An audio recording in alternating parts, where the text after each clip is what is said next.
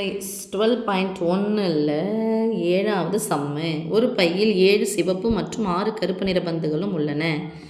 7 சிவப்பு இருக்குது, 6 கருப்பு நிற பந்து இருக்குது. 3 பந்துகள் சமவாய்ப்பு முறையில் எடுக்கப்பட்டால், இப்போ இது வரைக்கும் நமக்கு என்னென்னா NF சரியா, கூறுவெளி.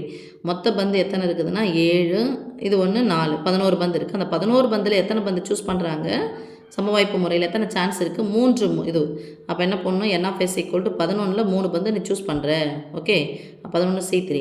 எல்லா பந்துகளும் சிவப்பு நிற பந்துகள். எல்லா பந்துகளும் சிவப்பு நிற பந்துகள்னால் சிவப்பு நிற பந்து மொத்தம் எத்தனை இருக்குது? 7. அந்த 7ல் 3மே சூஸ் பண்ணுறோம். அப்போ 7C3.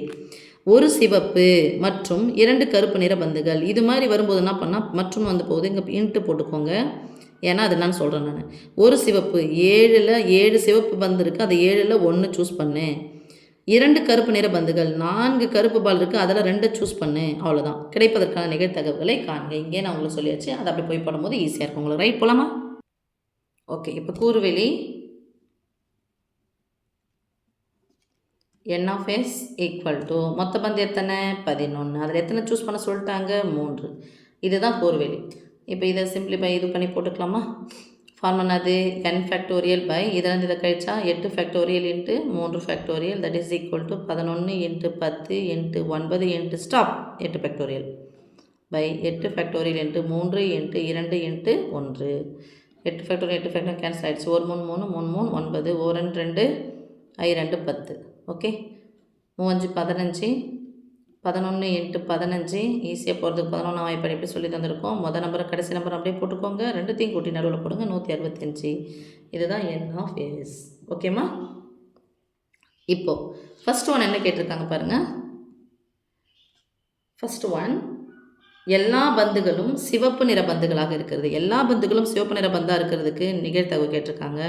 மொத்தம் இருக்கிறது அதை என்ன பண்ணலாம்? NF போட்டுக்கிட்டா மொத்தம் இருக்கிற ரெட் பால் 7, அந்த 7ல் 3 சூஸ் பண்ணோம். அவ்வளோதான்.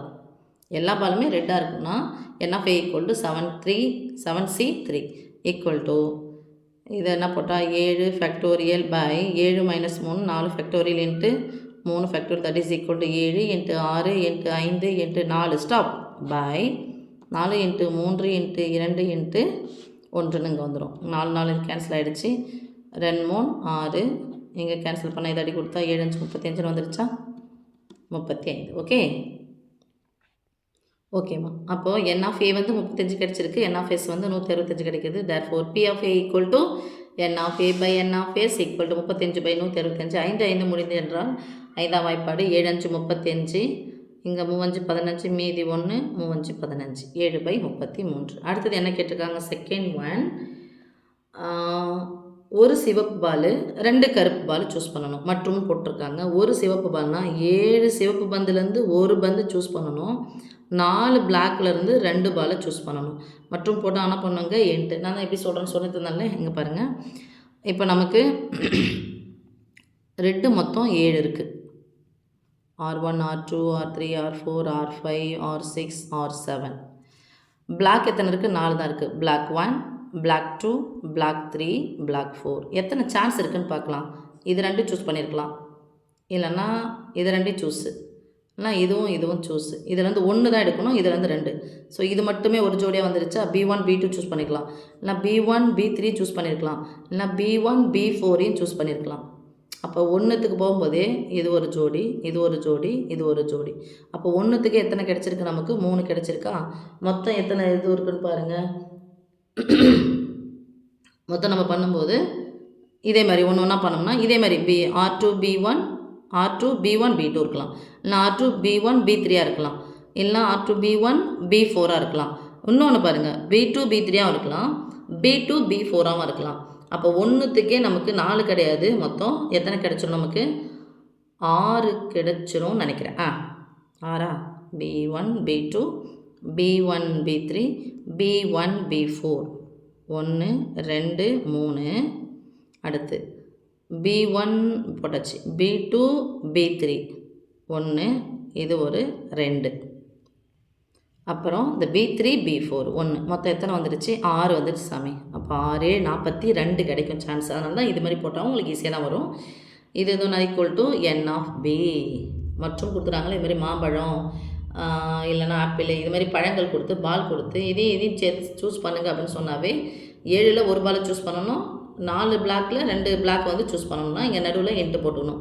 இது ஃபார்ம் என்னது 7 ஃபேக்டோரியல் பை 7லேருந்து 1 கழிச்சா 6 ஃபேக்டோரியல் இன்ட்டு 1 ஃபேக்டோரியல் மதிப்பு 1 தான் இன்ட்டு 4 ஃபேக்டோரியல் பை 4லேருந்து 2 கழிச்சா 2 factorial into 2 factorial equal to n of b.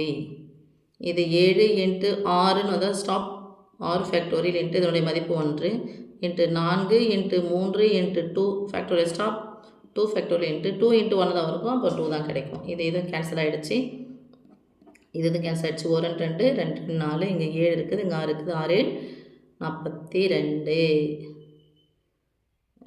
n of b equal to 6 42. இப்போது therefore p of b equal to